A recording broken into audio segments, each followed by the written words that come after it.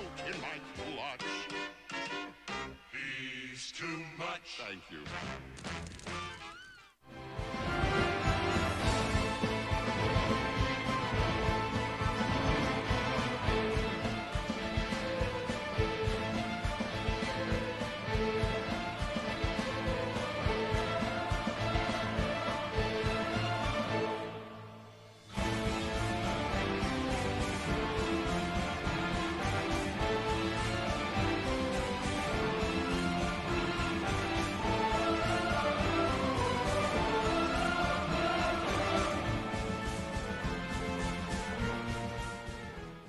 Okay.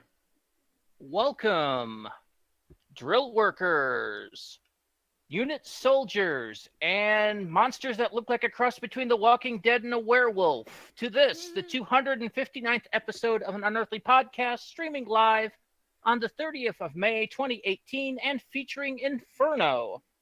Written by Don Houghton and starring John Pertwee as the Doctor, Carolyn John as Liz Shaw, and Nicholas Courtney in a rare double role. My name is Randy Ronson McCulloch, and I'll be your host this season. With me on the panel tonight is Mad Matt Winchell, With that double vision. Aaron Romeo Moon Burke, I have no more chocolate.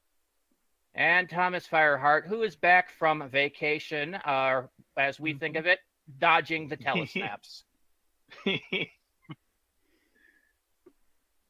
Bill Sylvia, the Man in Black, is still in Spain and will not be back until later in the season. And Tim the Enchanter Sheridan should be back in about 10, hopefully 10 minutes to somewhere before the end of the podcast. So how's everybody's week been? Not bad. Pretty good. Fucking hot. Yeah. Oh yeah, it got really hot at the beginning of this week. Jesus.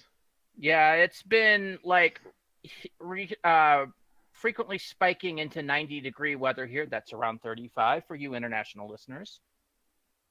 Got up on Sunday morning, looked at the temperature, and went, no. Went back to bed. Yeah, we had to break into the air conditioner because otherwise we would have just kind of melted. Mm-hmm. On the bright side, the pool opened here at our apartment complex, but the little notifier says the pool is open, but it is cold. Because apparently the heating element, because the pool is normally heated, broke.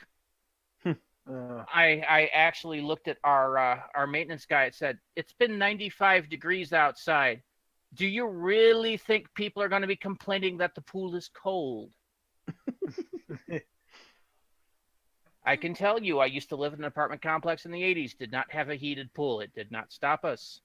Yeah, Nope. at that point in the 90-degree weather, it'd be bath water if it were heated.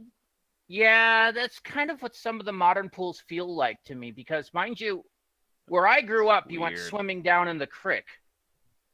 So, that's not heated. It's naturally cold. I miss our old pool over here, which used to be like a little man-made pond. Well, I missed the pool from the old apartment complex because it also had a depth of 9 feet in the deep end. Oh, Which we was- went as deep, if not deeper. It was nice because that meant I could go diving a little bit and feel good about it.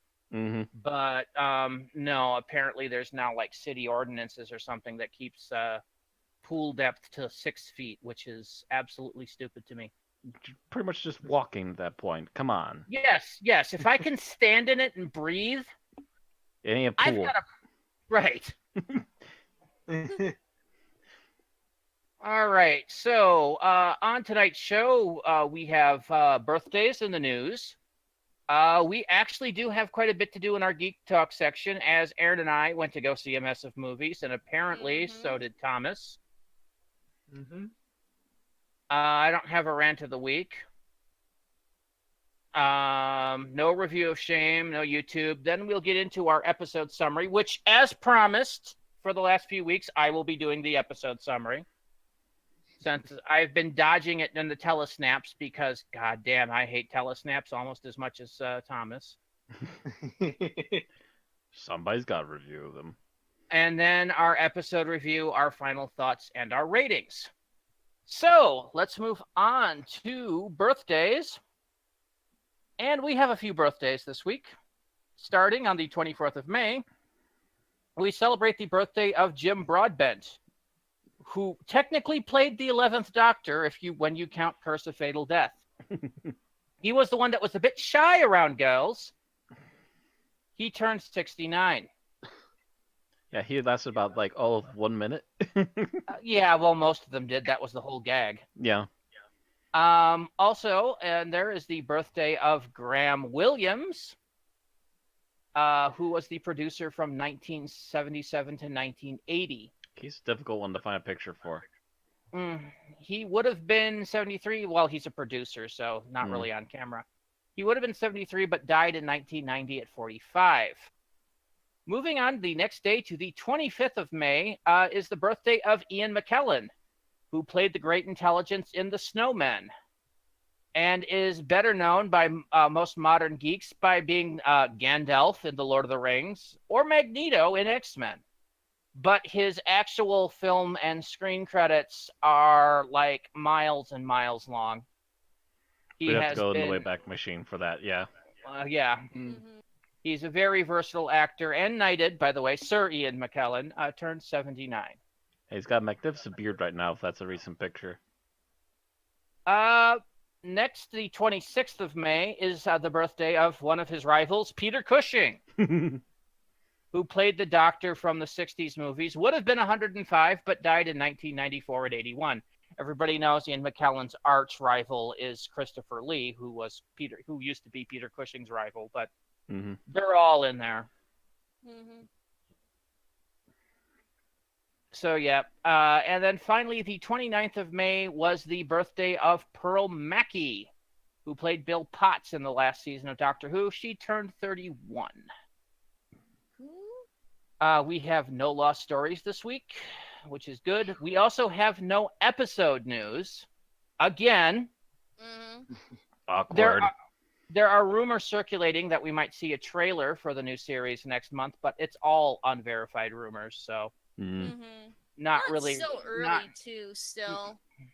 Not Depends really on how much they reported. have done. So the next bit we have is a follow-up on a event news that we did a couple weeks back. Aaron? All right. So a while ago, we mentioned that Chris Eccleston was appearing at London Comic Con, and it was around £100 for a picture and over 200 for the exclusive Diamond Pass, an autograph, selfie, and mug. Well, word has gotten out to the fan base, and they are not happy.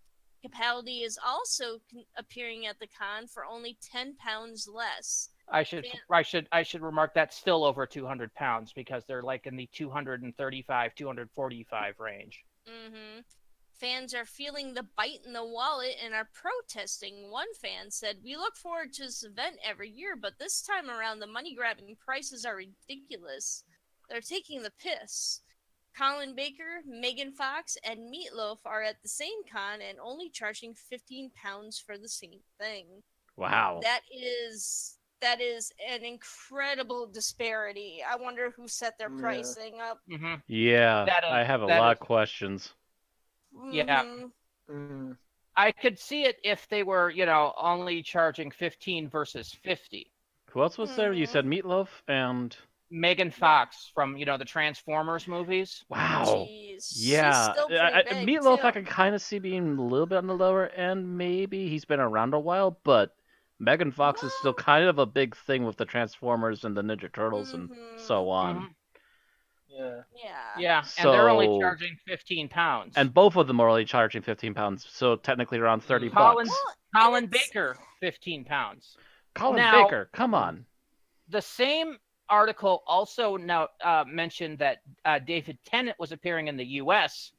and was charging the equivalent of over £300, but I could not verify this from the Denver Comic Con, which is the only place I am seeing David Tennant appearing this year. They said that stuff for him was like $100. So I'm wondering if they saw this backlash and lowered their prices, or if somebody did a little bit of math wrong. Yeah, because it seems like it would make more sense if they tried to even out. Like have everyone charge, maybe about 30 to 50 pounds. Like have 30 pounds for like Meatloaf and the others, and then have the doctors be 50 pounds. Man, but like it's like with the mentality at work, the more expensive things are, are people really going to buy it? Well, I honestly think it's a problem with the way conventions have gone, and it might be why conventions are making less money now, is that they view their attendees, especially these big professional things, these big Comic Cons, basically just view their attendees as cash machines. They're no longer worried about bang for your buck. They're how much can we soak them for? Well, and then how much can we soak them for every year? And that's the thing. Eventually some of these people are going to go, yeah, I can't afford that. I wonder if it's also the fact that for some reason it might be harder for them to negotiate decent pricing for the venue and for stuff like concessions and whatnot. So because they're unable to negotiate lower prices for that, they have to pass it on to the customer. Yeah, the thing is that all of these cons too usually have a pretty steep door fee as well, so that's making it even worse. Yeah, you're paying through the nose to get into the con. Because I've seen like the Madison Comic Con, the one that just started a few years back, and the door price is damn near $100. Yeah, the Wizard World. It's still a Comic Con. They still consider themselves like the Wisconsin or Madison Comic Con. I can't remember. Well, which. Madison Comic Con is a different con. Okay. Apparently over at Mendota Terrace.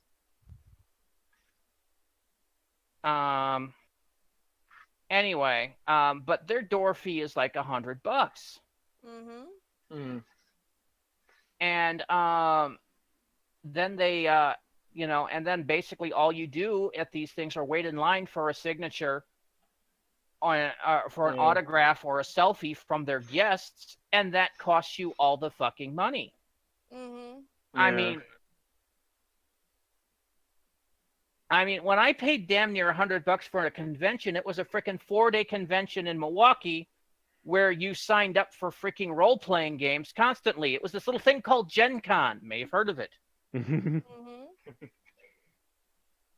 But that cost a lot, but you got a lot of bang for your buck, and there wasn't any real extra fees except for whatever you threw down at the vending room. And you could throw down four large in the vending room easy. $100. Like, I think maybe there was a VIP, but I remember paying maybe $60 for attending Gen Con. Yeah, 60 to 80. I can't remember which. All I remember is I was paying for 4 days. It didn't seem that much when I did it. It was sizable, but not impossible. And I definitely felt I got my value out of going there just for all the games I got to run, all the stuff I got to do, all this other really cool stuff. I mean, I signed myself up. By the end of the 4 days, my throat is hoarse.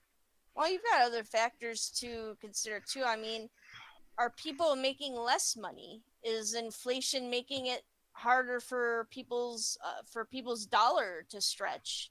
What about debt? A lot of the problem is what these big name science fiction stars are attaching for their writers. And that's a huge issue too, I think it was somebody like Mark Hamill said never charge less than $10,000 for your writer. And, the thing is, for somebody like Hamill, who at the time was huge because the prequels had just come out, and of course he's the Joker, yeah, he gets to pay the big bucks, but he's even saying all the B-list stars should do it. I think we looked at having Bruce Campbell at our convention once, and it would have cost our con's entire budget. Jesus. Yeah, and that's it. These cons, like have $40,000. and you look at the name of the amount of these A-list stars that these Comic Cons bring there, and realize they have to do that and make their money back. Something's got to give, and some negotiation has to go through. And some people. What? I wonder if Megan Fox and Meatloaf and them, well, Megan Fox at least, is so cheap because her writer is so expensive. And that's where the Comic Cons, and this is where this Comic Con's money has gone, was to pay for her writer, in which case they didn't have enough money to pay for anyone else's writer. No, that wouldn't be it. Generally speaking, the stars that with the highest writers would be the ones that were doing these fees. Mm-hmm. But still, it's still just because, I mean, these are not what the star is charging directly for their autograph. It's what the convention is charging them to get the autograph from the celebrity. It's no longer the direct thing.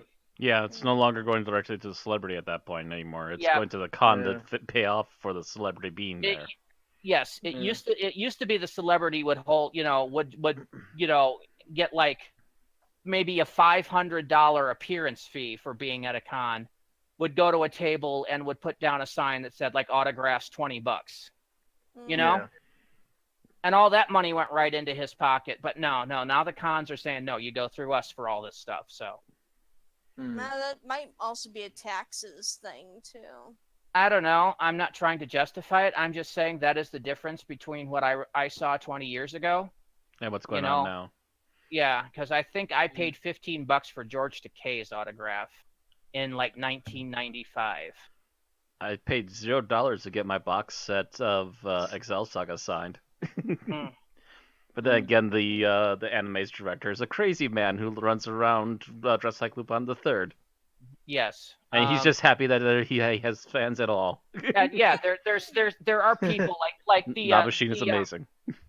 The anime, the English voice actors in particular, don't charge that much. Show up and will basically do anything, and they're not going to charge their fans much, if anything, at a convention. But there's a huge difference between the anime group mentality and the sci-fi and fantasy group mentality. It seems to be, yes. Yeah. It's horrible. Anyway, we've talked about this for way too much. I was kind of letting it go on because I was hoping Tim would show up to do his article. But he hasn't shown up. So how do we want to do this? Also, add that we don't seem to have links for all this down here. Oh, all the Big Finish stuff? Yeah, that was my bad. I was writing it out in a hurry. I'm stuck on the third one because I can't find anything about that. Which one? The vinyl one? Okay, yeah, that's actually off of a news site. Oh, okay. I found the other two. I can't find the vinyl, and oh gosh, okay. I just saw what the fourth one is. Let me see if I can find that quick. I can grab them. Just give me a moment. Okay, doke. While we wait for Tim, because he's not here yet. Anyone want to pick up the first Big Finish thing then? Because that is the next article. I could do them, but then should somebody do my my little human interest piece at the end of it, or? Well, I'd say someone pick up like the first two, and then you can pick up the last two. Doing this live. Hi, everybody. Yeah. Improvising on the moment here because nice. Somebody who we thought would be here by now isn't here by now. All right, I'm going to do these. And then, Aaron, do you see the article I listed for myself below that? Mm-hmm. Can you do that one? Sure. Okay.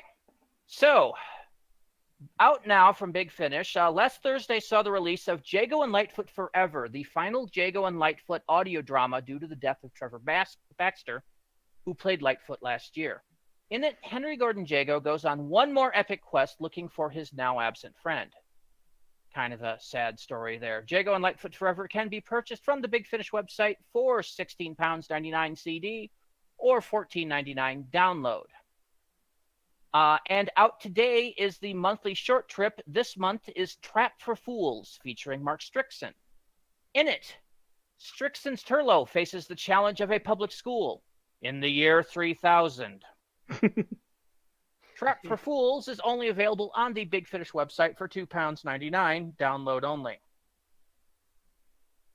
And now, upcoming from Big Finish, in June, the 10th Doctor Adventures hits vinyl. Infamy of the Zarnos, originally part of the 10th Doctor Adventures, will be getting a vinyl release as part of the deal with British record retailer HMV. HMV, also known as His Master's Voice, a phrase a lot of people that know anything about records might be familiar with, because it's also the listing for RCA and JVC in Japan, which I didn't realize until I looked this up. They've been selling records and gramophones in Britain since 1921. This is an exclusive deal, though, so it'll only be available from an HMV retailer near you. Tough luck, USA! Yarg. All right. And, okay, you just got it. Yep. All right, so, and also coming soon from Big Finish, you thought Class was dead? Well, think again, because Nick Briggs got his hands on it. That's right. Big Finish has obtained the license to produce more Class in audio form. All the Class actors have signed on to make the series. Can Big Finish take the pile of crap that Class was and make it good? Easily. We'll see, but not until August. On the plus side, in its defense, creator, writer, producer Patrick Ness, the person we personally blame for the mess Class turned into, is not attached to this project. So he is letting it go. Yeah. Well, maybe it'll be better now. Yeah, we'll see. I was gonna say, wasn't half the weird reason with Class is like they got someone who had never even written or directed for TV to do it? He had written one television movie, which was his own. It was his own book being produced for a movie. And that was the entirety of his. And I mean, he just wrote the script for it. He didn't direct or produce it. And I assume his script was even edited too. So. And the BBC decided that was good enough to make him a showrunner. Nope. Apply forehead to desk. Yeah. And he's half the reason I'm pretty sure Class was an unmitigated mess of. Bleh. Anyway, our final news article is a bit of a human interest piece, but one I actually enjoyed. I was hoping to enjoy reading it, but no, Aaron gets that. Woohoo! I have all your stuff now. I mean, you can read it if you want. It's up to you. Go ahead. As I see Matt and Rand fight over it. I'm just getting the link. Last September, Abertay University comp sci student Gary Taylor, longtime Doctor Who fan, had the find of his life in a university lab. An actual K9 purchased from the BBC. It didn't mind work you, but that wasn't going to stop Taylor. It didn't mind work you? It didn't work, mind you. I was going to say, strike that, reverse it. It didn't work, mind you, but that wasn't going to stop Taylor. I love robotics. Hey, if you can do better, you should read it then. I love robotics. I love programming. I love dogs, and I love Doctor Who. Well, he loves robot dogs then too.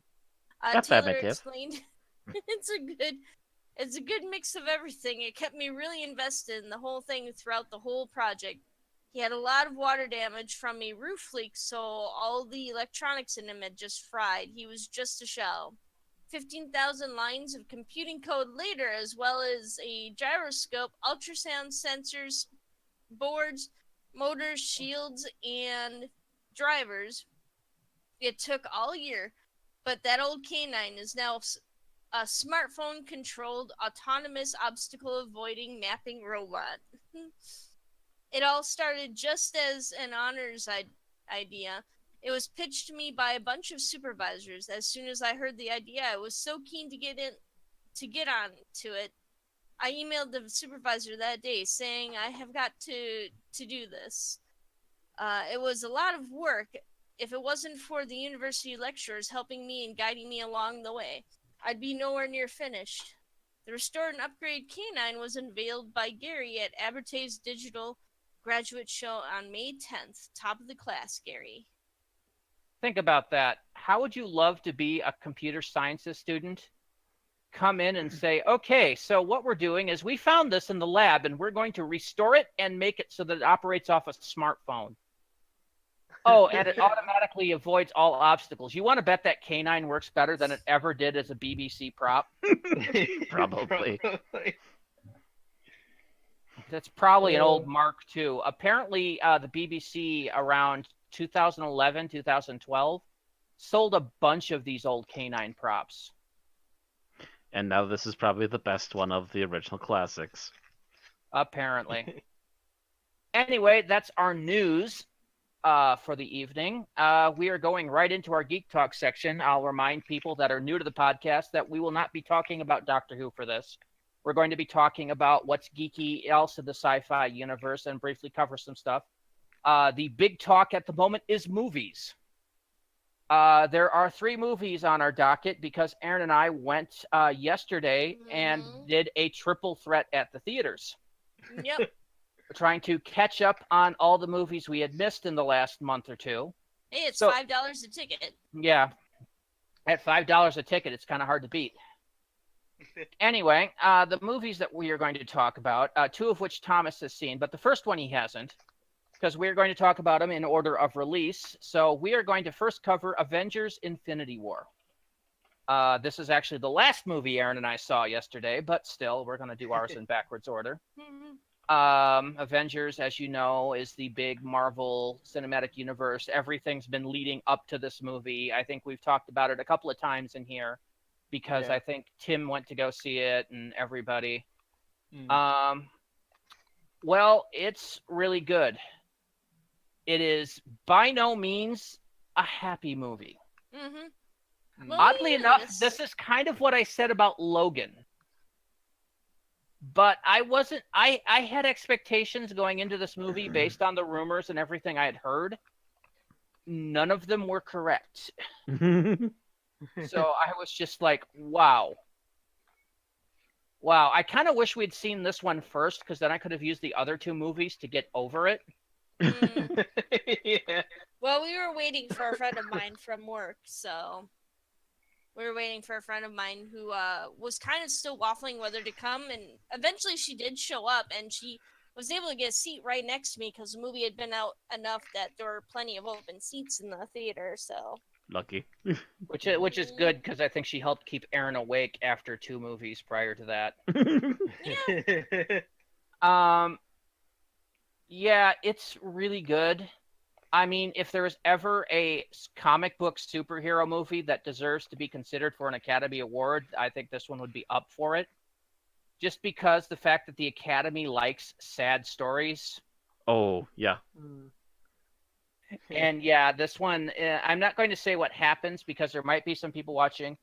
By the way, it is already looking like Avengers Infinity War is on its way out of the theaters, not because it's not grossing, but because they're basically crowding out all the other movies at this point. It is a huge star-studded season for movies, so things are going to be flying in and out of theaters regardless of quality. Avengers Infinity War is already down to 1 theater in our place. And wow, yeah. Definitely go see it and go see it soon if you haven't seen Infinity War.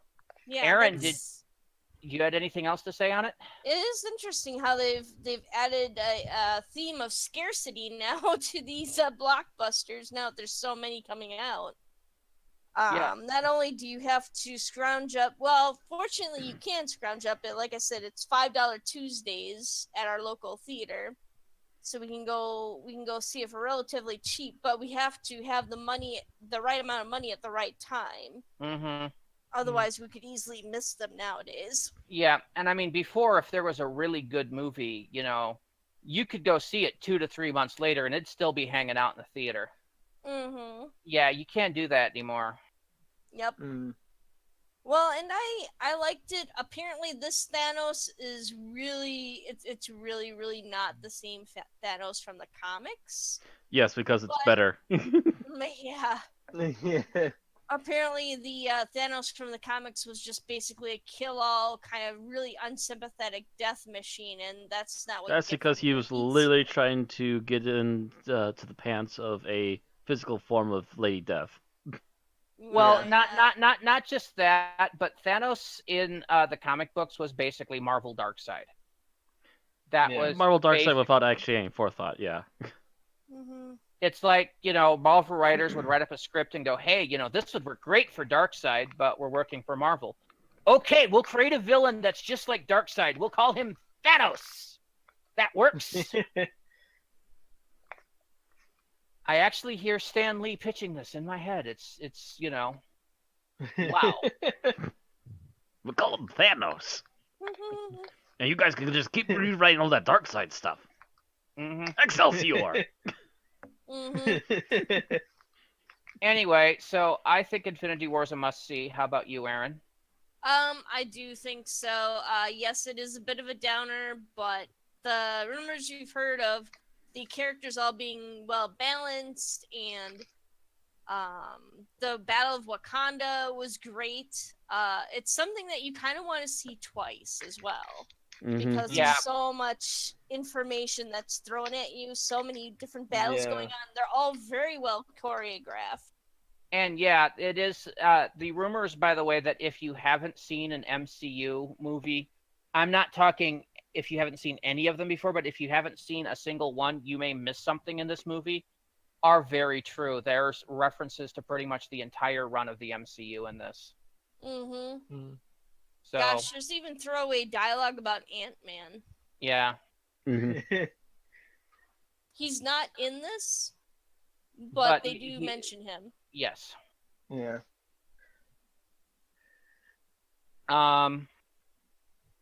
Yeah, so that's what we think about Infinity War. Now it's the three of us, and we're going to talk about Deadpool 2. Speaking of Logan. What can I what can I say about Deadpool 2? I think Tim said that he didn't like it as much as the original Deadpool, or he didn't think it was as good. I disagree. I don't think it's better than the original Deadpool, but I think it's on par with. Yeah. He said it lost. A lot of people said it lost a little bit because it's basically the same jokes, but that's Deadpool. I mean, you can't make a Deadpool movie and have it not be Deadpool. And this was definitely Deadpool. It had a lot of joke references to a lot of shit that was going on in the MCU, in the DC universe. This was Deadpool made with a slightly bigger budget. Mm-hmm. It was Deadpool with a plot. Well, Deadpool had a plot. Deadpool had a plot, but it's very small. Better plot. A more expanded one. Well, they didn't have to take time to establish the character in this one. Yeah. He was Deadpool. You knew who Deadpool was because you saw the first movie. So instead of having to spend half an hour, 45 minutes telling you, this is who I am, this is how I became Deadpool, they could just drop right into the story and go for 2 hours. And that helped. The larger budget helped. I mean, they didn't have an Infinity War grade budget, but they had an additional like 25 million, something like that. And you were able to see it in places. Some of the same old jokes were back. I love the fact that there is a scene where Deadpool opens a floorboard in Blind Al's house, and in there you can see a big bag of cocaine and a big bag labeled "Cure for Blindness." This was referenced in Deadpool 1, and they went back to it. There's also another scene where Deadpool is once again complaining in the X-Mansion about how he never sees any other X-Men. And just a second later, they cut to a side scene where you see Beast and all the other first-class X-Men, and they're slowly closing the door, establishing that they're there. They're just don't want to deal with Deadpool. Yeah. So yeah, I thought this movie was hysterical. It was it was a massive chuckle fest for me. I love Deadpool, and Ryan Reynolds is basically Deadpool incarnate. So I'm still looking forward to, and I actually did like who was it that they finally got to play Cable? Oh, I can't remember. Brolin. George. He did. That's right. For me, it was kind of Brolin the series yesterday. Yep. He also did Thanos. Yep. So yeah, I'm no wonder I'm sitting here listening to Thanos talking Infinity War, going, "Wow, he sounds familiar." They even made a Goonies reference. Of course. Yeah. If you remember, George Brolin was in Goonies. Yeah, I'd forgotten that. But yeah, all the bit characters in Deadpool were all great too. They kind of reversed Domino, because Domino's being played by a black woman who has a white eye patch instead of a completely chalk white person with a black eye patch. But after going, that doesn't look like Domino, after that you just went with it. Domino is as long as the rest of the character is right, who cares? Yeah. I actually kind of like the touch. I didn't even realize until, like, or at least I had to look up the term afterwards, but, and I forgot, I'm blanking on it now, but the fact that they made the eye patch thing kind of that, it's like a skin condition. I can never remember the name of it. Where you have, like, patches of whiter skin, or like generally skin color difference. I can't remember what it's called. But I found that, like, I was like, oh wow, that's what they went for that. That's pretty cool. Yeah, I didn't even notice it until they were in battle and she was driving a van, and I'm like, oh wow, she does have an eye thing. That's cool. But yeah, Cable. I enjoyed Cable, and he was basically the straight man from the future. Spoilers, Aaron. Anyway, but he pretty much does play the straight man. There's a lot of Terminator jokes made at his expense, which there has to be. I quite love Deadpool, as I can say. Aaron, can you say more without spoilering anymore, please?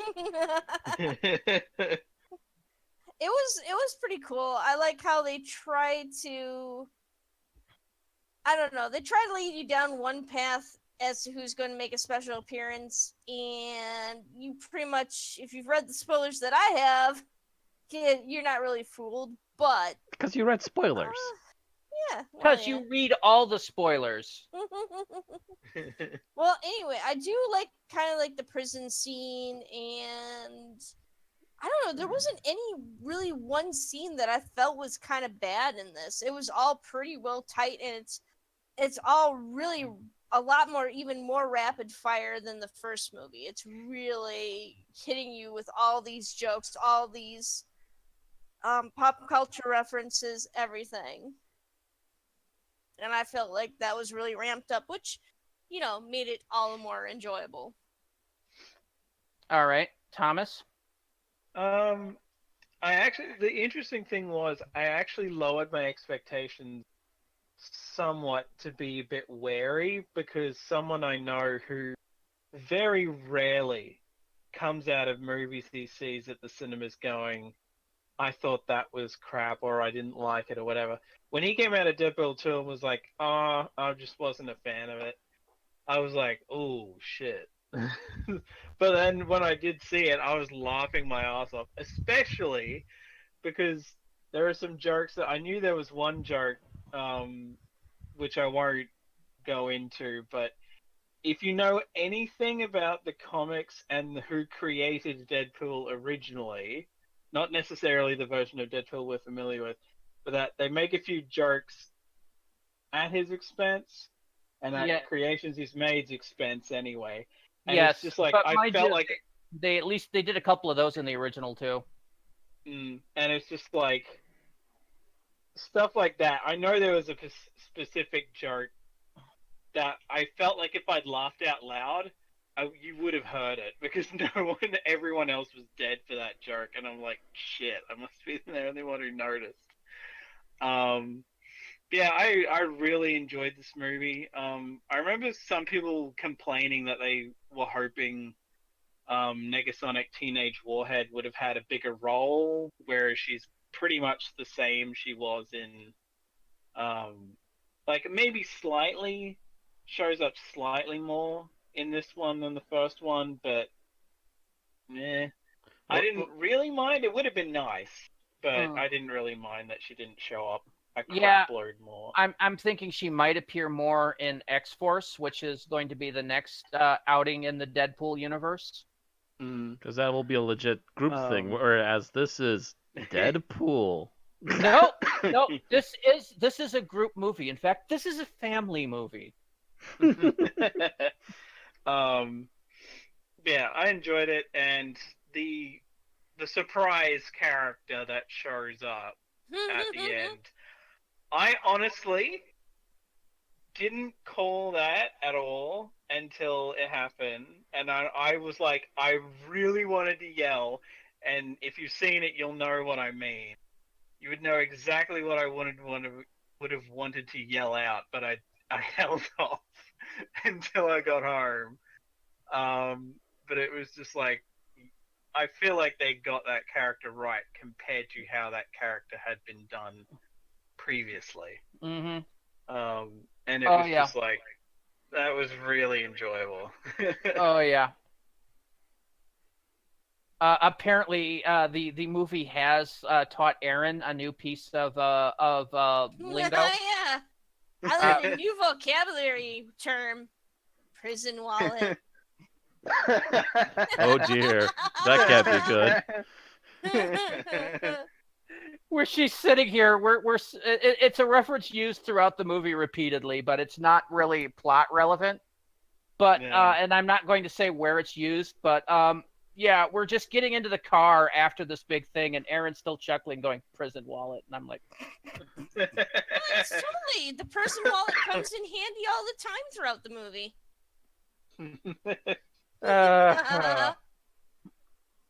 Okay, anyway, I love Deadpool. Apparently, so did Thomas. So did Aaron, I think.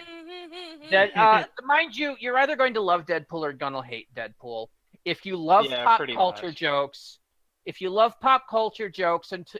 a bit of toilet humor, you're gonna love Deadpool. If you're not so big on either one, you're probably not going to like Deadpool. Yeah, like I've pretty much told people that if you didn't like Deadpool 1, you're better off just skipping this one because it's probably not going to change your mind. Yeah. But if you did enjoy it's still possible to not enjoy this one if you did enjoy the first one, but there's a better chance that you will. And yes, by the way, Colossus is back in this one, and he's just as cool as in Deadpool. He's shinier even. Yeah, because they had better budget for CGI on this. All right, so that takes us to our last movie on the list is Solo, a Star Wars movie. The first movie we went to see yesterday. And it's good. I liked it. I was smiling through the movie. I loved their characterization because Han Solo felt like Han Solo.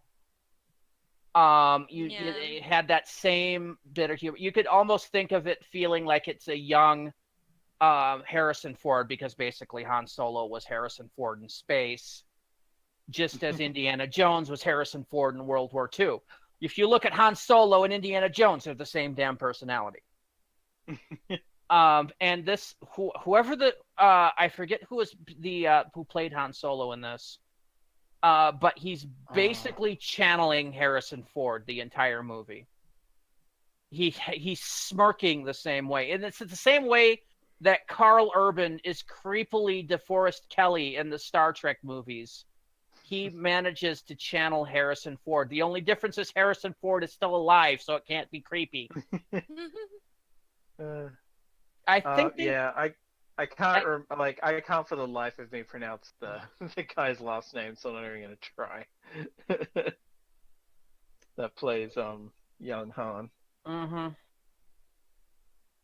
But yeah, he gets it. It feels right. And I don't know if they had Harrison Ford coach this guy. He did, yes. Yes. They met with him, and apparently Billy D did the same with Oh, Donald Glover. Yeah, and that's also very apparent. Just on the way certain terms are used, the same amount of joy and mirth in the voice absolutely captured Lando Calrissian. Didn't quite look him, but you got over that after the first 3 lines of dialogue.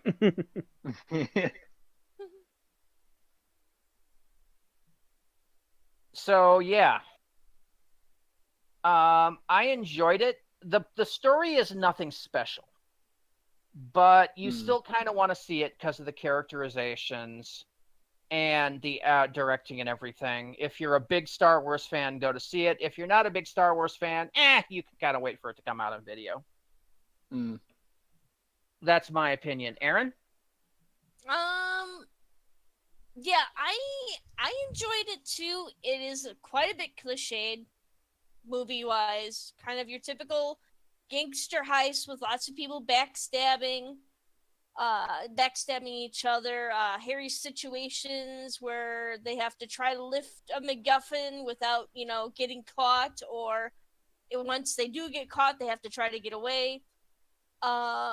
Let me see here. I didn't feel that he always conveyed like a Harrison Ford, but there were definitely scenes where he felt like Harrison Ford. Like, it wasn't consistent, I think, but there were certain ones, they must have gone back and reshot them or something. Oh yes, there's a ton of reshoots, and there was. This is the third set of director that has been on. It's only Ron Howard, but there were, I think, 2 teams of 2 directors. The directors of the Lego movie were on it originally before on this and movie. They got fired. Yeah. And then they both got fired, and then Ron Howard was brought in. Yeah, because they're good for a comedy movie, but Han Solo was not meant to be a comedy movie. Yeah, I'm kind of wondering if they watched an early edit of it before that, and this is more like parody Star Wars. Well, actually, from what I have heard, apparently is that they weren't sticking to the script that had been written. They were going away from it and trying to do their own thing. Yeah, which again lends to their critique and doing more parody than it is actual serious stuff, which works well with the Lego movies that they've done, but doesn't work in a universe like Star Wars where they don't really parody itself. They'll poke fun of itself once in a while, but they won't parody it. Yeah, I did like the guy who played Lando Calrissian. Some of his lines were a little bit stiff. In fact, some of the lines that people delivered throughout were kind of stiff. But overall, I enjoyed his performance. I thought it was pretty fun. And I really liked the female lead. I also enjoyed some of the twists that we get to see, because there's a big twist in this one. And there's also, actually, I felt that there were several kind of moments where they gave the bird to George Lucas, because I don't want to say too much, but it's different from a usual Star Wars movie. Let's just say that. Well, yeah, so was Rogue One, though. No, this is different in that it doesn't even open the same as a Star Wars movie usually does. Neither did Rogue One. It didn't? Nope. Nope. I don't remember. I thought Rogue One had the crawl and the fanfare and everything. No. Oh, okay. It seems to be a thing that if it's not a numbered movie, it doesn't have a crawl. Yep. Oh, okay. All right. Well, then there's the other big fuck you to George Lucas. Yeah, if it's something a Star Wars story, you don't get the crawl. If it's Star Wars episode ... then yeah, you get the whole opening fanfare and crawl, which I still think doesn't feel right without the 20th Century Fox Yeah. fanfare leading into it. Mhm. Yeah. And I can't. Sarah said that there were two, like, basically big fuck yous to George Lucas. One was the obvious one, and then the other one followed right afterwards, but I couldn't tell what she was talking about. I think it might have been the fact that they've basically reclassified Corellia as a slime hole. Which I didn't remember being in the old canonical Star Wars, or the old destroyed canon of Star Wars. It was. There was an entire trilogy based around it. Mm-hmm. Yeah. Basically, Han Solo goes back, and he's gone back to his homeworld several times. In fact, he meets in Dark Empire 2, he meets his old butler droid. Subsequently gets blown up by the Dark Side Elite. So yes, he has returned to Corellia. It is a bit of a shithole. Yeah. He Large had manufacturing cityscape type cyberpunk like area. He had a butler droid. Yes. In one So of the books. he was upper class. No, he wasn't. This was a broke ass droid that waited on him occasionally. When they could. It was like it barely functioned. All right, I apparently missed those books. Either way, Yeah, it wasn't a book. It was a graphic novel. It was the Dark Empire 2 graphic novel series. Well, No, I they're didn't usually read based the on graphic. books, but yeah. I didn't usually pay attention to the graphic novels either. They all tied into the same canon, so yeah.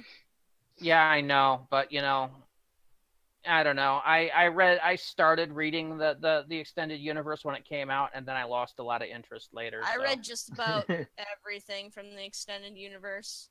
Yeah, I didn't like the way certain characters were dealt with. I didn't like Mara Jade when they kind of turned her from the badass assassin to basically June Cleaver in space.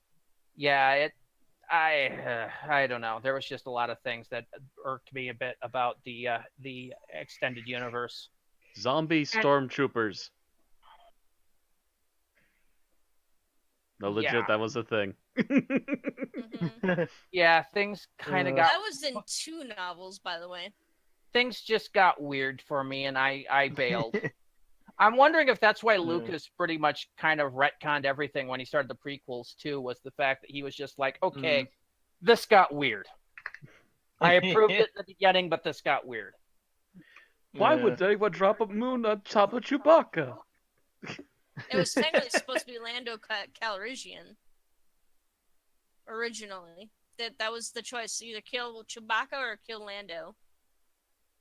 And they chose to kill Chewie. Well, probably because Chewie was harder to write for. Chewie howls some more, Chewie howls and shoots something. Can't get a lot of dialogue out of Chewie. Actually, usually some of the books would actually translate what he says. Fail.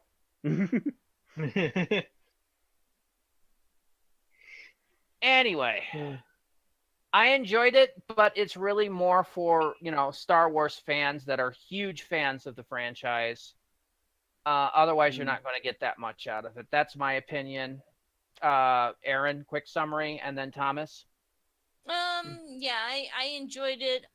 It was a fun action film. They could have used a little bit of polishing, but they obviously needed to get it out, so that's kind of why it's still a little rough around the edges from the previous people being on. So, yeah, I definitely recommend seeing it in the theater, though. Oh yeah, if you're going to see it, go see it with the big screen special effects. We went to see it the Ultra Screen, which is like IMAX light. So, yeah. It's funny because I saw it and I came at it and I was like, okay, that was good. It wasn't great. It wasn't shit. I didn't think it was mediocre. I enjoyed myself. There were 2 specific things. One sort of bugged me, but they can get away with it because it's unspoken, never actually been clarified on screen canon that they retconned. And another thing that has technically nothing to do with the plot, but I still won't spoil it anyway because it's still a pretty big thing at the end, that pissed me off so much that I audibly said, "Fuck off," in the cinema. Oh, wow. We can talk after the stream so that we're not spoilering. Yeah, because I went on a tangent in an article I wrote specifically because I was just like, I need to get this out there. I must fume. But otherwise, other than like two things, there was some stuff where I'm like, well, this could have been done better if this had been given like another year or something. Yeah. But give it a little bit more time to cook. Yeah, but otherwise, I mean, they hit the points they pretty much had to. Some stuff they didn't really need to explain, and they do, which is a bit weird. But otherwise, it was like, will I see it again? No, but I don't regret seeing it at least the once. All right. So that's kind of what would you recommend people go see it?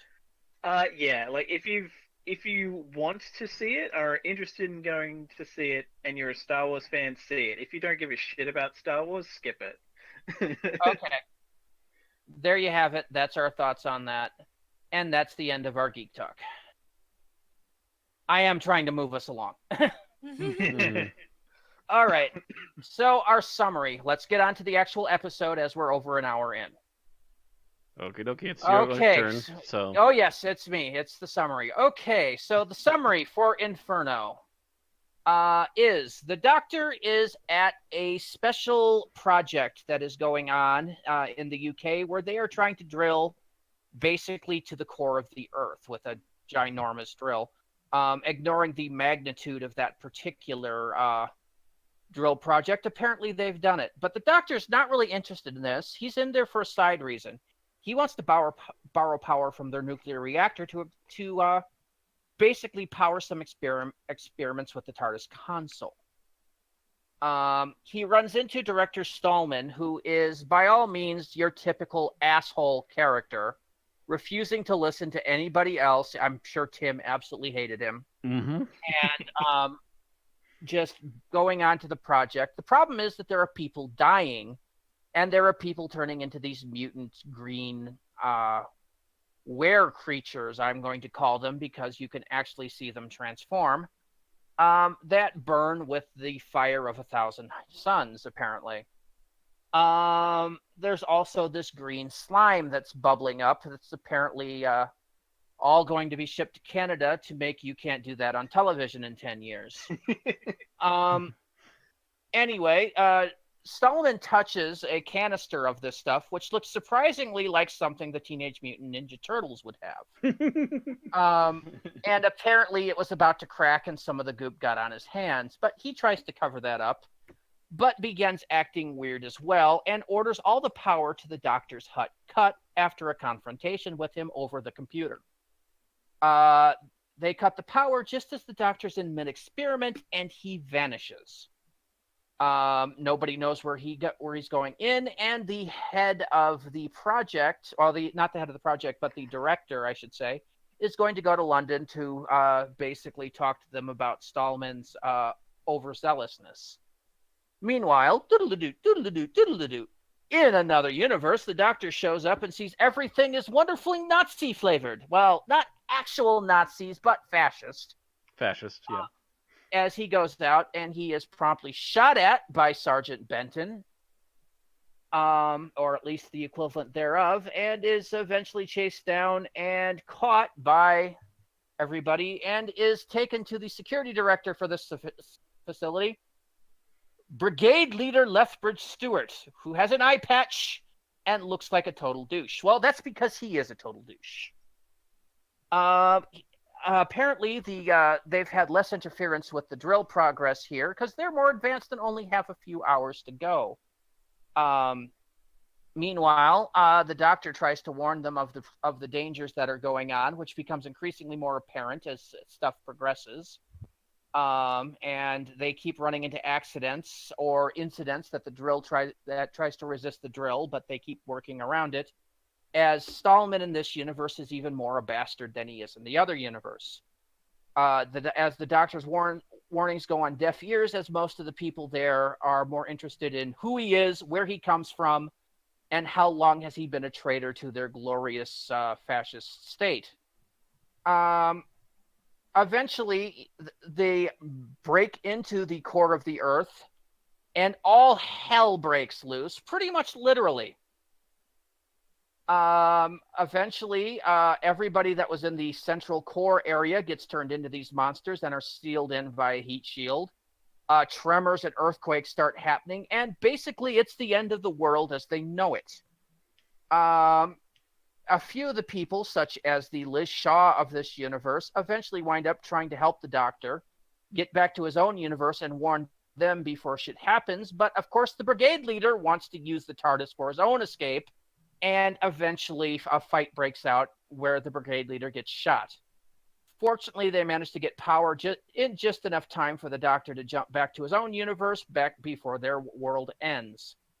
Coming back, he notices events are traveling on a similar line, but fortunately, he manages through basic interference to get them to cut power to the drill.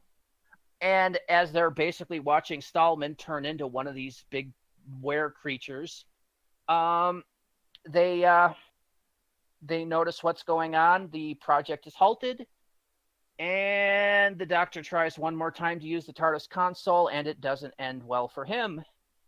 After some harsh words with the Brigadier, he winds up in the rubbish bin and has to make some hasty apologies. The end. All right. About 4 minutes, 56 seconds. And that's for a 7-episoder. Mm-hmm.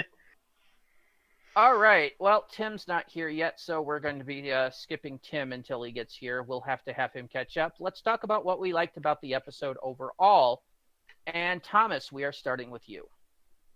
I almost don't want to go for the obvious, just because I feel like other people will say it, but stuff it. I'm going to go with the alt dimension stuff. God damn it. Which the interesting thing is that the only reason that's in there is just because it wasn't in there originally, and they were like, well, this would be great if it was only a 4-parter, but it's 7, so we've got to stretch it a bit. So they threw this whole plot in there. Thing is, I think it makes it work better. I honestly do. Mm-hmm. I would have hated to see how much they would have had to pad it otherwise. Oh, yeah, it would have been miserable. Yeah. All right. Let's see. Matt, you are next. Overall thing I liked a lot of the costuming. Well, not only just the monsters, but also the Mirror Universe costuming too. Yeah. Oh, we are going to be calling it the Mirror Universe now. We are taking a page right out of the Star Trek book here, and just going to call it the Mirror Universe. Yep. Which of course is the funny thing, because in the Mirror Universe, in this case, the characters who have facial hair don't have facial hair.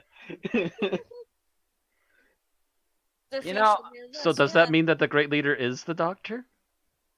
Because it looks like they got somebody imitating the first Doctor, and he has facial hair. That is actually a popular theory. Mm-hmm. I don't believe it myself because neither do I immediately, but if they throw enough at it. I happen to know that face was actually a running joke, because it was like, I think it was like the head of programming for the BBC at the time. No, it was the head of special effects. Head of special effects. Yeah, he was the head of special effects. So they just used his face as kind of a joke, and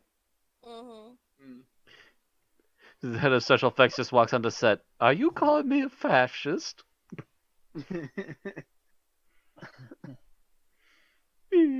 Are you calling me a Nazi? Because I do love war. Have we had zeppelins? Yeah. Yeah. Okay. I can go for the costuming. Aaron, how about you? I like the action sequences. Yes. Apparently, according to one of the documentaries attached to the video we watched, it was John Pertwee pretty much did all of his own action sequences. Always did, yes. And that despite being horribly afraid of heights. Yeah. I think in the whole run of 5 seasons of Doctor Who, there were only 2 action scenes he didn't do himself. Only 2. And that's because they were required a level of expertise he did not have. Mm-hmm. Yeah. Every vehicle he rode himself, every fight he partook in by himself, he did everything. Also, I don't believe he was actually in the field, but I do believe he was working with British spies back during the war, wasn't he? He did. He did. Yeah. So he was totally into the whole James Bond thing. Mm-hmm. There's a reason John Pertwee is basically James Bond Time Lord, because, yes, it really reflected his own life. I mean, the man lived a very interesting life. Mm-hmm. One has to wonder if his death in 1996 was his own cause or if he was assassinated. He's been in the underground all this time. Shh. But no, I think there were a couple of scenes that involved explosives. It was an explosive stunt that they couldn't insure him for. So they're like, we really do have to pull you back on this one. Yeah, but because we don't want to risk it. Those were like the only 2. Everything else he did himself. All right. That takes it up to me. And what I really loved was the acting, especially of the main cast having to do these alternate versions of themselves, which they loved, by the way. Yeah. Apparently, Carol and John loved playing the alternate version of Liz Shaw more than she liked playing actual Liz Shaw. Well, she got to be a badass, so of course. Yes. I mean, her alternate version was essentially Black Widow before Black Widow was a thing. So before she was a popular thing, yeah. I didn't say before she existed. I said before she was a thing. Mm-hmm. But yeah, it's she enjoyed it, and regular Liz was pretty much just plain old boring at that point, and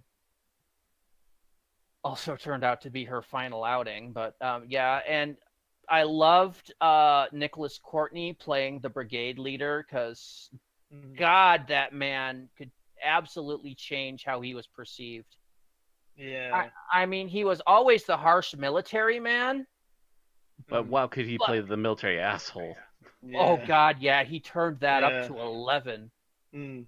What's interesting is apparently he was known for playing villains a lot, but prior to this hadn't played a villain in quite some time. Because he was now the Brigadier.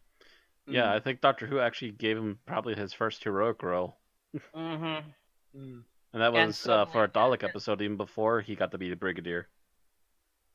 And now he wasn't the villain anymore. He was the Brigadier, and this was just a chance to go, oh yeah, basically you get to play the same character but as an asshole. So it was interesting. And Nicholas is just like, I know where I'm going with this. It was absolutely enjoyable. Okay, so let's take a look at what we didn't like about this episode. Ooh. And Thomas, you're up first. To be honest, the only thing I can kind of go with is the relationship between Sutton and Petra. Because it's like, it feels like if we'd seen them interacting more often throughout, then it would have been fine. And oddly, it actually makes more sense in the Mirror Earth, because at least in that, they're like really at like the doomsday stage when they finally start to be like, so it's like the situation kind of forcing them together a bit more. But in the like normal Earth, it's just seems weird that they go from. It almost seems like a really rushed Han Leia, because at first it's like he tries to hit on her and she pushes him aside, sort of thing, and then by the end of it, they just apparently ride off together, and it's like, what the hell? Well, they were starting to connect a little bit because of all the panic that was Mm. going on in the lab. Yeah, but even then, it's like it for But some it was reason. no, At least but it for was me nowhere anyway, near as yeah. extreme or as natural as it came in the Mirror Universe. Yeah. Yeah.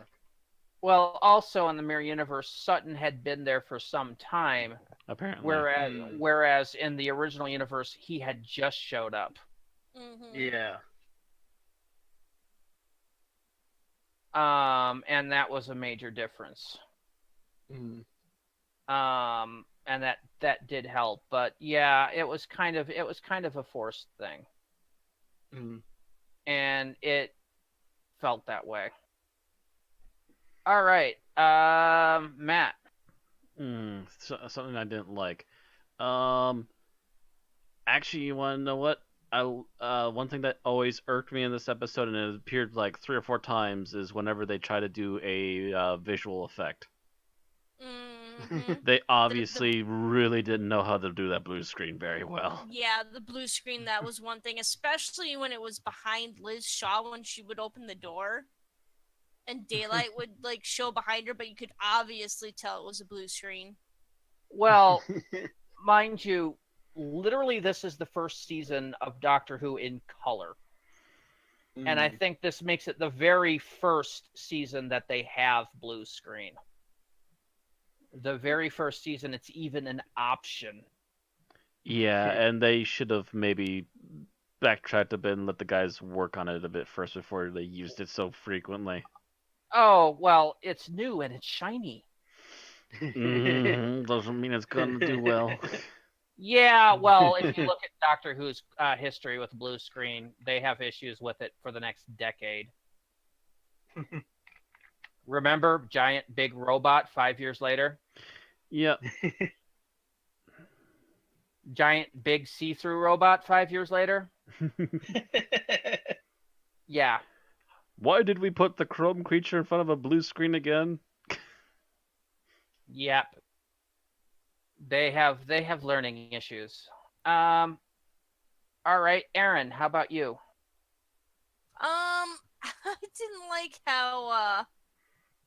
I didn't like how the sonic screwdriver was basically just a glorified garage door opener. I don't think that was the sonic screwdriver. I think that was basically a device he made up. Yeah. Really? Yeah, because That's not the I thought screwdriver. it was the sonic screwdriver. I took Nope. a close look at it, and it just looked like a little rectangle that was like gunmetal gray. It didn't have either the old second Doctor screwdriver look, nor did it have the one that he would later use. No, he just literally calls it the handle, and it's only used for that door. Yep. Yeah. It's basically I enjoyed that because it's a case of something that they thought was sci-fi then, and that, you know, I could look out at a half dozen cars in a parking lot and they'd all have something just like that right now, hanging off their sun flap. Yeah, it really doesn't look like the third Doctor's sonic screwdriver. What the? Yeah, okay. Yeah, no. Yeah. Yeah, it's basically a garage door opener. Yep, that's what it is. They just didn't have those on the regular at the time. Yep. Yeah, little kids were watching this in 1970 going, "Wow, that's so cool." Little kids in the 80s looked at it and went, meh. Yeah. Well, maybe I should choose a different one then. Kids today are looking at this. So I can do that from my phone. I have a backup then. I didn't like the special effects for the makeup, the green makeup and the furry hands, and actually even the hairy, like the full on transformation with the teeth and everything. The teeth just looked really fake to me. Especially. The teeth looked like they came out of a costume shop. Yeah, basically. Literally looked like somebody went down to Woolworths and bought Wolfman teeth. Mm-hmm. Oh, I thought it would have been Party City, but okay. Well, you got to remember England, 1970. Yeah, Party True. City, Woolworth or Party something. City didn't exist. It's not- Woolworth did, and they did have a novelty department. We'll take all of them. All of them? All of them. Okay.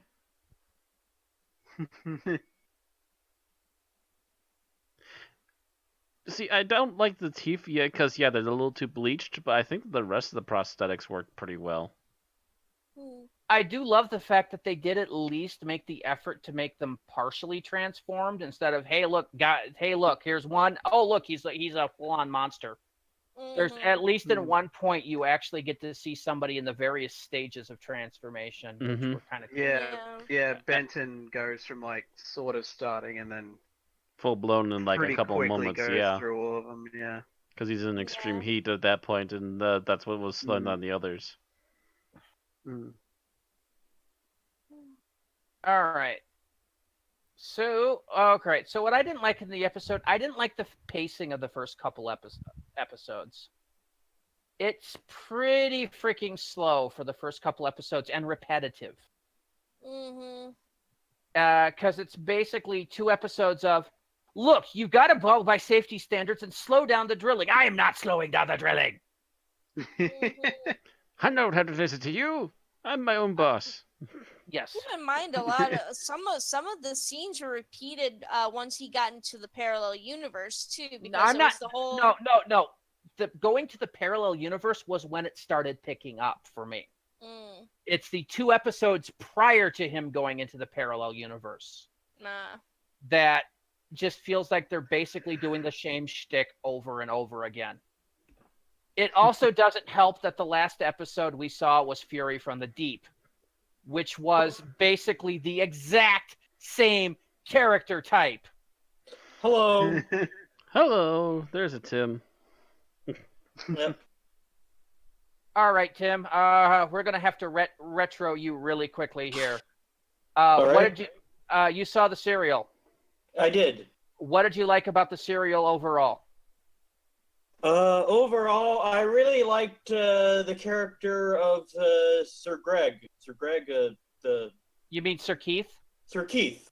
Yeah, I don't know. I call him Greg. All right. Sir Keith, he was a breath of fresh air, especially after last week. All right. So, what you disliked about the serial overall, as if I could guess? It's not what you're thinking. Oh. I wish there had been some sort of a better explanation of the green monster goo and why it turned people into monsters. Like it felt like they were building up to something, but they never do anything with it really. Yeah. It's just some weird underground goo, yeah. Yeah. That turns people into Gamorrean guards. Really, I would have said it was turning people into mole. It's some plot by the mole men. You realize this, right? Yeah. By the fires of Ishtar, I'll leave us turn the alone. surface world into mole men and take over. Yeah, that's kind of my thought on the goo myself, but they don't explain it well.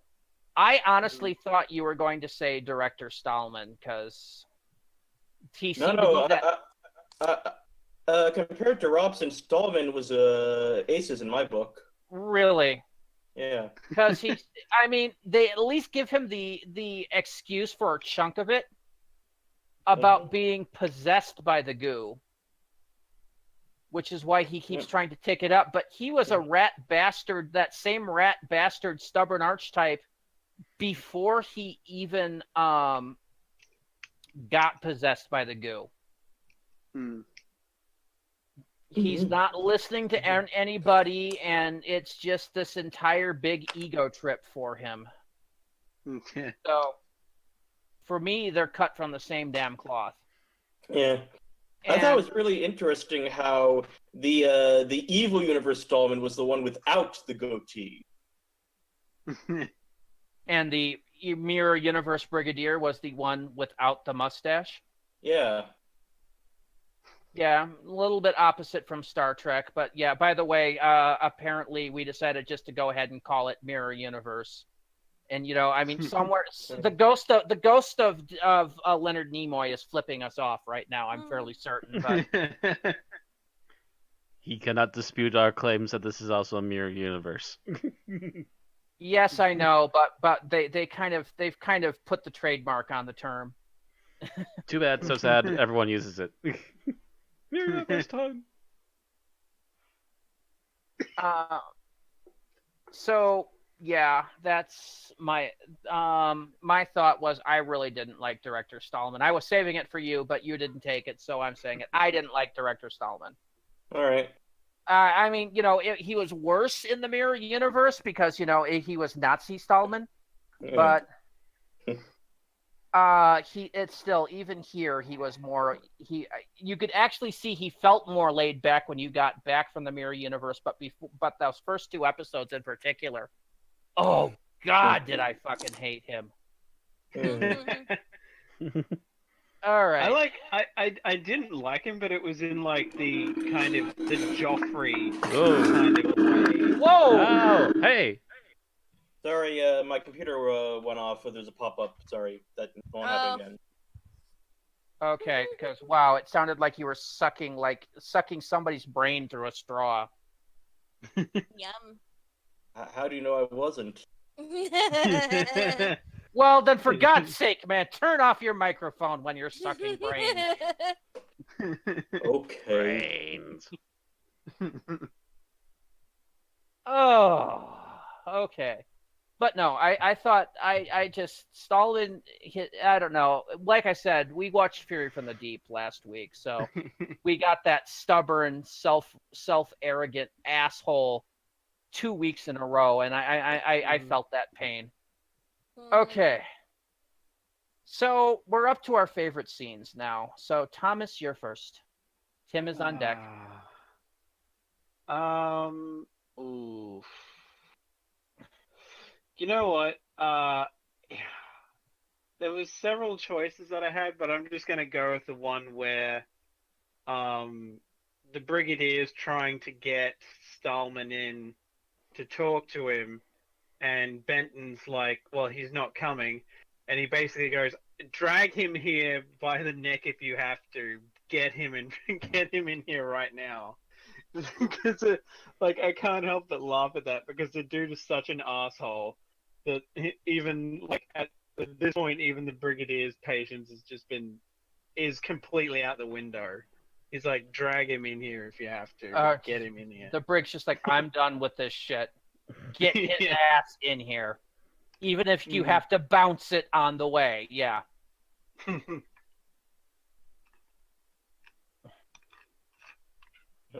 Because he was basically the absolutely stubborn douche on that. It's like, he refuses to see you. Fuck you that. Fuck it, get him in here. Get him in here now. Break his arm if you have to. All right. Tim, how about you? What was your favorite scene?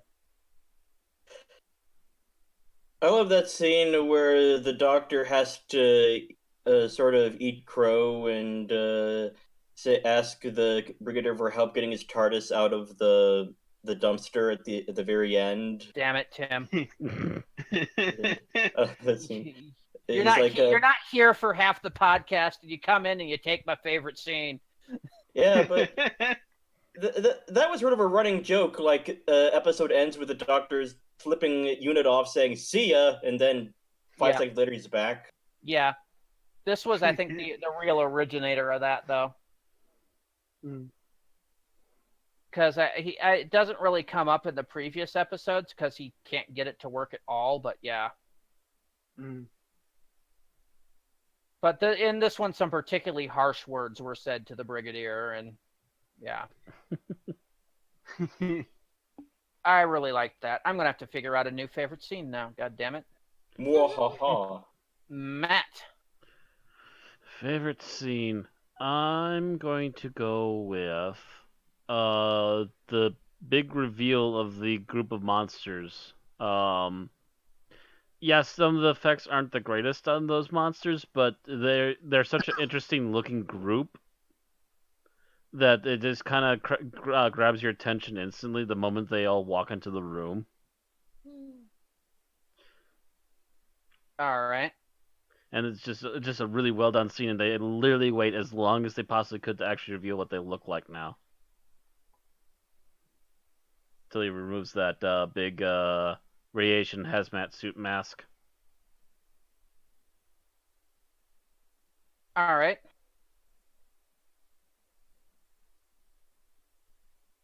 Aaron, your favorite scene? I actually like the scene where the doctor's fighting on the tower, but he's fighting the same person for the second time, and he like realizes that something weird is going on here. Something's not right. You know, he's done this all before. This guy that he's fighting right now is dead. It fell off the tower already. And sure enough, it happens again, and he's like, oh, deja vu? So I thought that was kind of really well done. That was kind of a nice little way of hinting that this is possibly something that's either a parallel universe, which of course it turns out to be, or, you know, maybe some type of time slip or something, you know, really kind of other than the crisis that's going on with them drilling into the earth. There's something else going on here. So I thought that was really well done. All right. Oh, God. So my favorite scene after this, I think it's the doctor managing to stall them long enough to fix the computer in the parallel world. I don't know why that scene just appeals to me. Because it's nothing special, but I just like it. Well, I think it's also the point where Joe officially starts to turn a little bit. Or you mean Liz? Or Liz, yeah. We don't get to Joe till next week, Matt. Okay, yeah, where Liz starts to see, hey, this isn't a bad guy. Yeah, and maybe that's part of it, but it also is that typical doctor, yeah, watch as I can pull this off and be a freaking genius about it, yada, yada, yada. But yeah, I just enjoyed that particular scene. All right, scenes that you didn't like. And Thomas, you are first. Okay.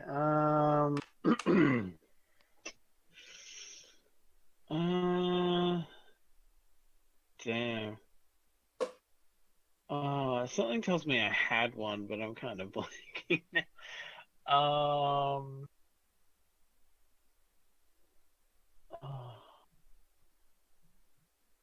Yeah, I'm just gonna have to pass. Can't think of anything. All right. Tim? I didn't like the side of the Mirror Universe brigade leader when he was yelling at everyone to like hurry up, like when they were all going as fast as they could, you know, and already doing things, you know, like So that showed a sign of fear for like the brigadier that he would start snapping like that? Yeah.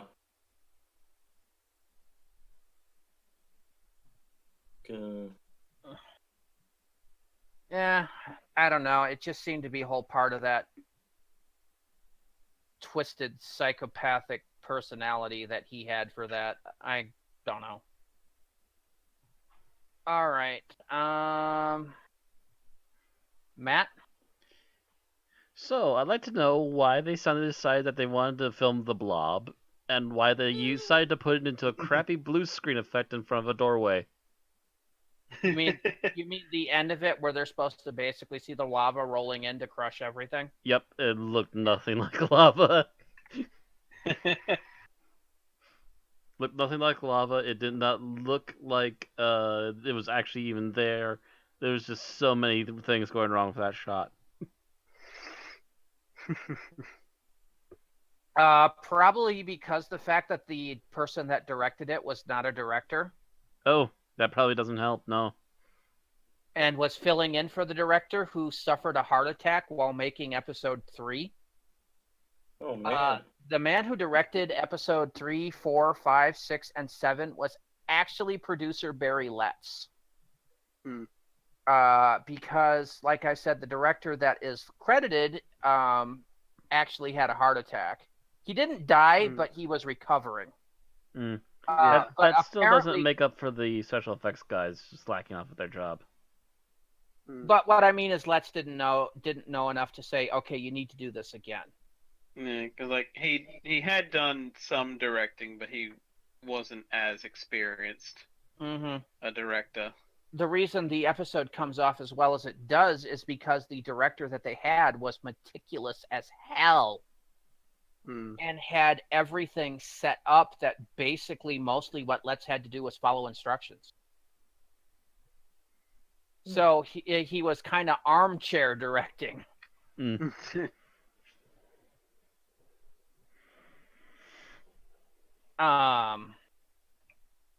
But still, you know, that's probably a good chunk of why stuff got a little weird, but just Letts did not know enough to have them redo that special effect. Because, yeah, that was just plain simple terrible.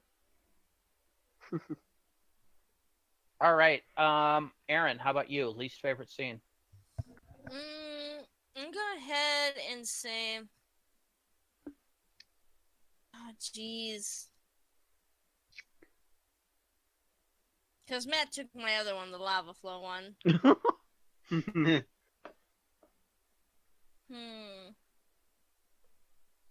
Was it really lava flow, though? Well, also, I noticed that they screwed up on some of that, too. They actually had some stock footage that didn't fit. And actually contained shots of actual people watching the lava. So they were using stock footage from an older production. Before it reached the door, yeah. Okay, I'm gonna go ahead and see the part where, in the correct universe, in the in our universe, where Sir Keith is involved in the accident, like. Apparently his chauffeur is driving him all over the place. I don't know if I can't remember if he's actually trying to actively murder him. No. I know in the parallel universe he was actively he was killed in a murder accident. Is what they claim. Pretty much.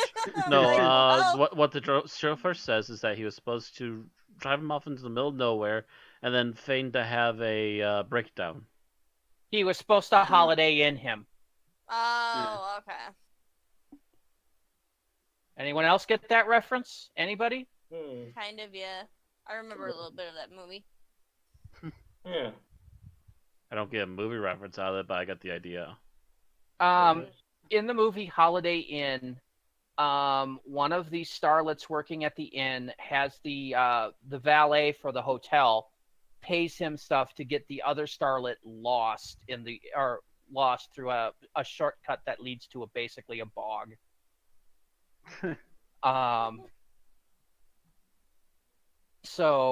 Yeah, that's kind of what I meant by Holiday Inning them. Again, you'd have to be familiar with Holiday Inn, which I try to watch every Christmas because it's tradition for me. Oh, that's good. That is a good movie. I guess it's an important scene and everything, but at the same time, I just felt a little bored. Oh, sorry, excuse me. I just felt a little bored watching it. We could tell. I don't know. Like he was picking up on it, but it wasn't as intense. No, as it should have been. No. As it should have been, because the guy wasn't actually trying to kill him. He was just trying to delay him and just not, try to keep him away from the project until the project was completed. Not to mention his chauffeur's so big enough a Nimrod, he pays more attention to talking to the guy behind him than on the road. Now, it may have been more interesting if we went to the parallel universe before the Doctor arrived and saw Sir Keith being murdered. Or just right after the Doctor arrived, but... And then when we saw the scene later in our universe, without, with that kind of context in mind, it would be a little bit more tense because we'd be like, oh man, he's going to get killed. He's going to get killed. This is where we picked up in the parallel universe. But nope. Mm-hmm. Kind of a wasted potential there. Mm-hmm. All right. So my least favorite scene is the scene where the Doctor is confronting Liz Shaw or the alternate Liz Shaw and the brigade leader Lethbridge Stewart for the first time. And because he generally is completely clueless for like the first 5 to 10 minutes of it, I would have thought one look at Brigade Leader Stewart and went, oh, crap, alternate universe. But instead, he staggers on for 5 minutes because, like, don't you know me? And I'm like, come on. You're supposed to be a genius Time Lord. Figure it out, God damn it. 2 + 2 ain't 5. Yeah. That was just the one thing that kind of hit my okay, come on, really. I'm lost. You've lost my suspension of disbelief there. I mean, okay, so maybe he rolled a 1, but he should have gotten a re-roll on that. Come on. After about 5 seconds, because it's so obvious. I mean, like, the funny thing is they could have easily explained it away by having, like, the traveling to there somehow, like, messing with his head. But they don't. No. Yeah. So, yeah, it's just, for me, I'm absolutely just gobsmacked by how the Doctor suddenly gets super, super dense. And I'm not talking physics.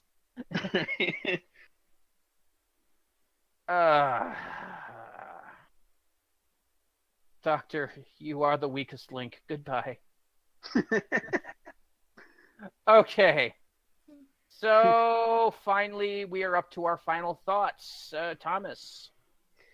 Overall, I enjoyed this one. Like, not...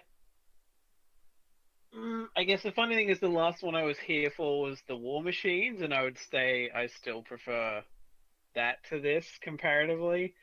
While I would say this should have been shorter, it wasn't even their choice to make this a 7-parter. This was like something that was imposed on Barry Letts and Terrence Dicks that they didn't apparently have any control over. So it was just kind of, well, shit, they have to put up with it. Because I feel like if this had been like a 5-parter, or even just a 6 rather than 7, then it probably would have flowed a bit better, because some of the sort of patty stuff in the normal universe probably wouldn't have had to have dragged out as long. But yeah. That aside, I still enjoyed watching it. All right. Tim? I enjoyed this episode. I thought John Pertwee was in top form. And I think it was a little sad that I take it this was Liz Shaw's last episode. Mm-hmm. Yeah. Yep. She was apparently pregnant while filming this, and it got to the point where she couldn't continue because it would have been way too obvious the next season. The funny thing is, it's partly that, but it's also that they were just. Apparently, she was told during the wrap party for this that she was getting let go, and it was because that Liz Shaw was smart to a fault, and that they needed a everyman companion again, or they wanted an everyman companion again, which is why we go from Liz to Jo. And she was like, she almost said, "Oh well, that serves me right, because I'm almost about to be 4 months pregnant." So she was probably going to leave anyway. Yeah, it's like half the things I read say one thing, half the things I read say the other. So it's a combination of the two, to be honest. There were like little things like that are never really explained properly. Like, I was wondering, how did the Doctor get the console out of the TARDIS? dimensional magic is all I will say. Oh. When dealing with things like why does something big manage to fit in and out of the TARDIS doors, you basically have to hand wave it because apparently there's a freaking Zeppelin hangar in the TARDIS. Just to let you know. Yeah, but like, isn't the console part of the TARDIS? Like, how? Oh no, you can remove it. I'm surprised it worked though. Yeah. Basically, he probably had to seal some stuff down, batten down some hatches, so to speak. Yeah. Before removing the console in its entirety. Probably But had yeah, to remove and/or seal off certain energy ports. Yeah. Yeah, but mind you, at the same time, this was before a lot of that was established. So they just thought, oh, he removed the control console. By the way, this was also the last hurrah for that particular console. Yeah, if you couldn't tell by looking at it. Which was the same one William Hartnell used back in from 1963 onwards. After this, the console went to a garbage pile, unfortunately. They have since faithfully recreated the console, and that one's currently in in a museum somewhere. But the original is long since turned to dust. The next time I think we would actually see the TARDIS console would I think be the Three Doctors, and that would be a touch-up that happened to be I think a kind of ugly lime green color, and that would last all of I think the Pertwee era, and then Tom Baker would replace that console later on.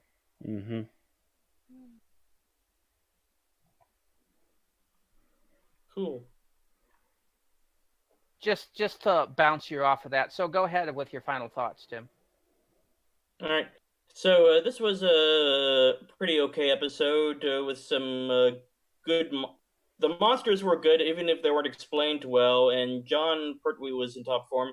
I just think if they knew this was going to be Liz Shaw's final episode, they could have handled that well, like sort of like set it up. They kind of didn't. They were because it felt like they were going in the opposite direction, like they were going to keep her on, like they were like. Because it felt like she was starting to warm up to the Doctor. Well, that's as far as they knew was going to happen, but things happened in the couple of months, or within a couple of weeks, actually. Yeah, decisions hadn't been made at the time of filming. It was after filming was done that they actually made that executive decision. Okay. Just in hindsight. Yeah, because generally when they know a companion's going to go, they do write that into the story, but they, honest to God, didn't know. So I guess at least she got a better deal than Dodo, who got written off unceremoniously halfway through the series. Yeah. So that's basically all I have to say. Yeah, basically the in thing about what happened to Liz Shaw is mentioned at the beginning of Terror of the Autons, where they basically say she decided to return to Cambridge, I think is what they say. Yeah. All right, Matt, your final thoughts. My final thoughts, I think the majority of the plot works really well. I think the major flaws are a lack of detail in where the goop came from and how the monsters are supposed to be working and what they're supposed to actually be. I think you could actually modernize them to hell and back, and they'd be actually really cool to do. But that would have to wait for another specific drilling incident, I would think. Other than that, the actors did really well. Most of all the practical effects worked really well. It's just sadly the blue screens are slapdashed. By the way, I keep hearing echo. I'm not sure from where. Hello? Testing. Testing? Testing. Testing? I'm not hearing it off you guys. I usually hear it off of me talking, but I'm not sure where it's coming from. And now it stopped, so. Anyway, continue because we've got 9 minutes. Yep. Goddamn, now you got off topic because I keep hearing my echo. But other than that, really like the John Pertwee. I love his action sequences. They're always usually a good part of a story, because he's an action doctor. And I like the interesting twist of the mirror universe to help pad things out for a better story as opposed to what could have been here. And that's about it. All right. Aaron. I enjoyed this one. I thought it was a bit more cerebral, but it also still had a bit of action to it, so there's a nice balance there. I wasn't so fond of the practical effects or the costuming for the monsters, but, you know, they were working on a budget. They had 7 episodes to fill, so that kind of makes sense, too. I enjoyed the Mirror Universe type characters and everything, seeing how different everyone winds up being in a situation where there's no royal family, it's just the Federation that they're working under. Yeah, and I would recommend this. You know, even at 7 episodes, it didn't feel like it slogged too much. It could have been far, far worse. All right. That's it. Okay, so I like this episode, but it is not without its issues. The first 2 episodes drag on a bit until you start getting into the alternate universe, and then it picks up considerably. The pacing feels better there. You get to see these actors act these wonderful alternate versions of their characters, and you know, they basically are making the Doctor Who equivalent of Mirror Mirror and enjoying the hell out of it, much like I believe the original Star Trek actors did. The directing is okay, but not inspired, mostly due to the fact that Barry Letts is not a full-on expert in the field of directing. The special effects, the costume is okay, fair, but yeah, the visual effects do suffer horribly from using technologies that they just barely had gotten a hold of and weren't entirely familiar with. So that does hurt the serial in some ways. But it's still a good watch. It's good, but it's not great. All right, so ratings. If we had Bill, we would have a full boat, but we don't have Bill. So instead, we are going to go to Thomas. Going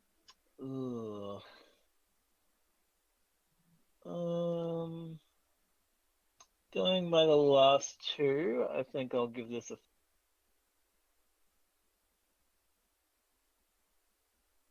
Thomas? Thomas? Mr. Fireheart? Yeah. I guess my mic must have been playing up or something. Yeah, it was. It was and hanged. Okay. Yeah, just going by the last 2 ratings I gave, I'll give this one a 4. All right, 4.0 from Thomas. How about you, Tim? I will follow along and give this a 4-2. 4 on the floor from Tim. Matt. Wow, okay. I was already playing a 4 on this one. 4 from Matt. Aaron. I think a 4 is appropriate, given some of these nice little surprises the show has. Oh my God, it's fucking Randy? Unanimous. 4.0 across the board.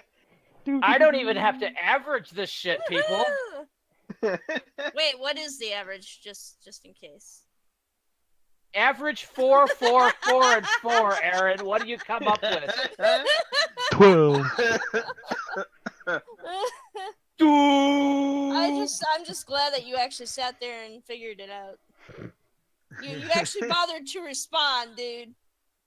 I almost didn't because of that statement. I sat there stunned for a moment. And it's apparently a day for round numbers, because 4.0 puts Inferno at number 100 Ooh. out of 248. 100 even. Ooh.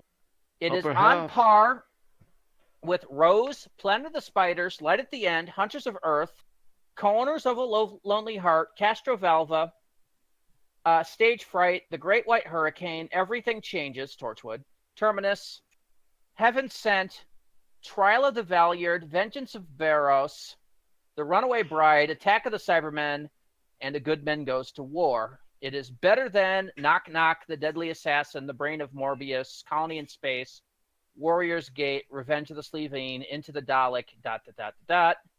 and worse than Oxygen, The Daemons, The Pilot, The Brink of Death, Closing Time, The Girl Who Died, The Chaos Pool, etc. Lots of really good ones. It's very close to. Yep, there it is. 100 out of 248 things reviewed. That is all we have to say for Inferno. Inferno, there's fire coming up out of the ground. Look a boom boom down. Actually, I would like to also add really quick before closing here that also another thing I forgot to mention that I really liked was the explosive models.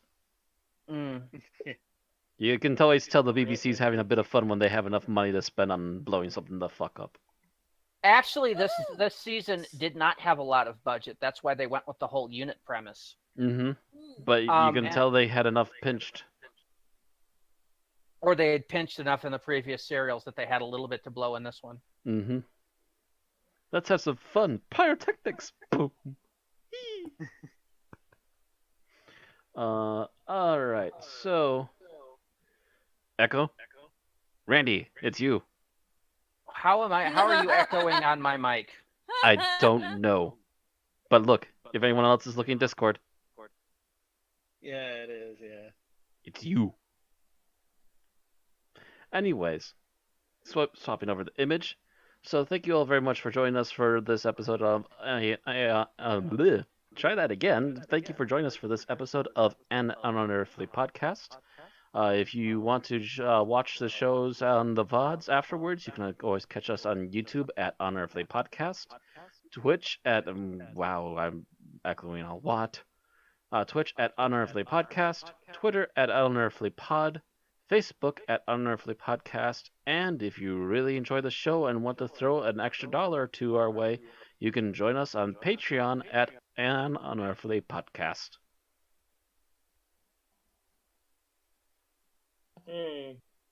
Matt Rand's muted. He was muted. Okay, that's interesting. I was echoing and I had my mic muted. Figure that one out. Muted again. Anyway. Imagine you're in a stadium. Anyway, next week, farewell to Liz and on to Joe. We've done her entrance to kick off our last season of The Master, so we'll go to her farewell in The Green Death, written by Robert Sloman and starring John Pertwee as the Doctor, Katie Manning as Joe Grant, Nicholas Courtney as the Brigadier, John Levine as Sergeant Brenton, and Richard Franklin as Mike Yates. See you next week. See you all next time. Bye-bye. Night. Good night.